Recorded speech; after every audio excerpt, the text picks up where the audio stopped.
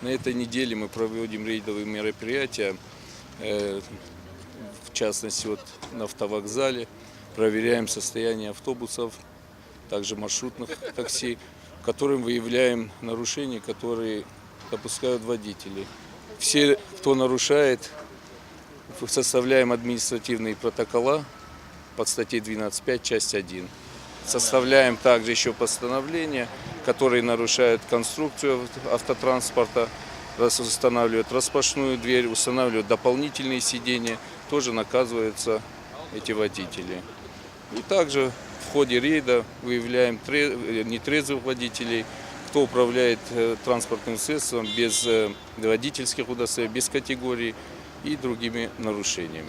Все документы в порядке, салон в порядке? Салон в порядке. Чистый салон?